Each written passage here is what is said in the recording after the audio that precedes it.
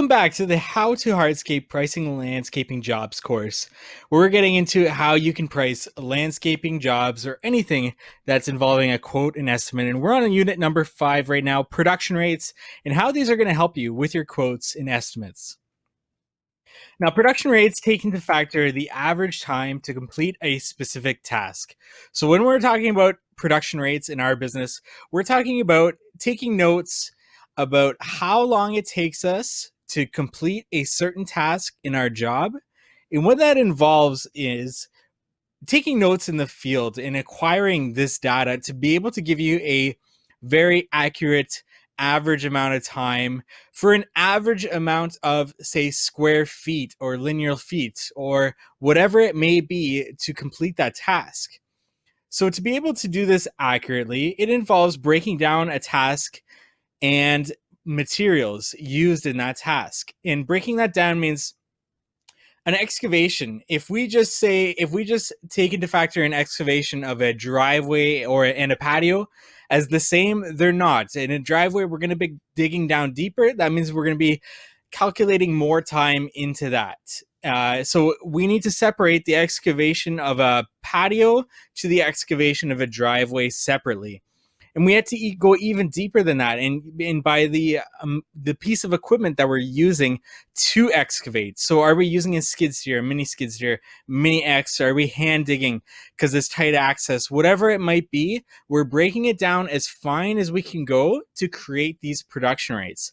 Again, it's the average time that it's going to take us to complete this, and it's the average amount of square feet. So, if we're doing a driveway, and we've got all this data for how long it's taken us to excavate this driveway.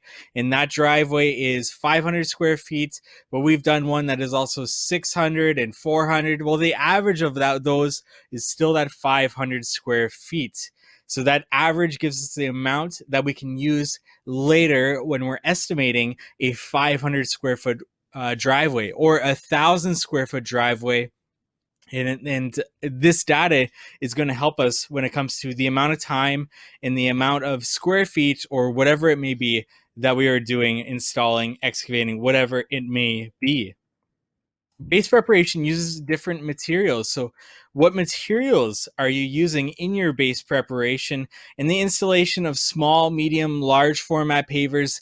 This all plays a role and should be broken down in your production rates, so that you know that when you're estimating a job, installing a small format paver is maybe going to take you longer than a large format paver. And that comes into what equipment you're using and how much square feet each of these pavers and slabs are taking up. All of this is going to play a major role in your production rates.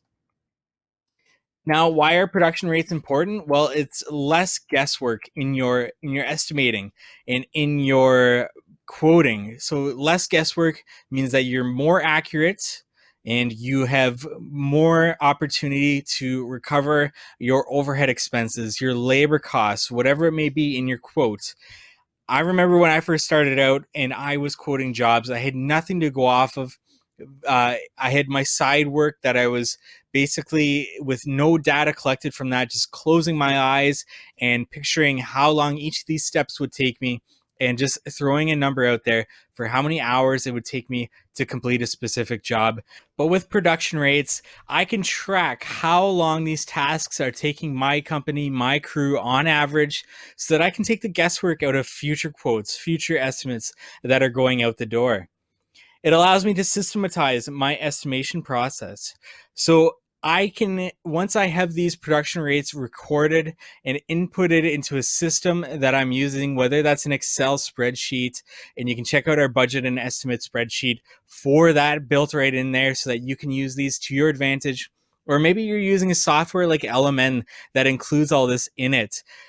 You can then hand off that process, that quoting estimation process, to anybody on your team.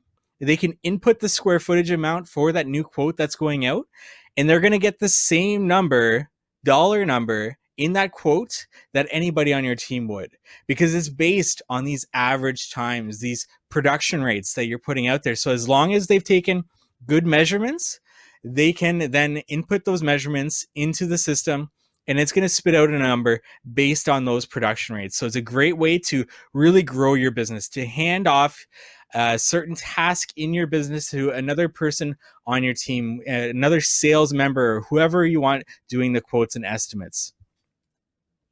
It's going to teach you record keeping and how to keep those records nice and organized. And it's a good way to start off your crew in terms of, or your foreman in terms of keeping these records, and a good stepping stone towards improving that record keeping process and keeping yourself organized and on track of things, because that leads right into creating benchmarks for your business. Not only in the field to break these production rates and to continue your efficiency, because your efficiencies is what is going to make your business even more profitable than you've even forecasted. So a great way to create benchmarks around these production rates to incentivize people in the field to break these production rates, to go above and beyond these efficiencies in your business to help your business earn more in the long run. And it's also going to help you identify where you need to improve in your business, whether that's something in your quoting process, your estimation process, or if that's something in the field. And we're going to get into that when it comes to job costing, but you can really get into the fine details of your business with this production rate record keeping. You can understand if you need to add equipment to make yourself more efficient on the job site, if you need tools, if you need to add labor, or maybe there's just somebody that's a weak link on the team and it's time for them to go. Whatever it may be, you can identify these different areas of how you can improve your business.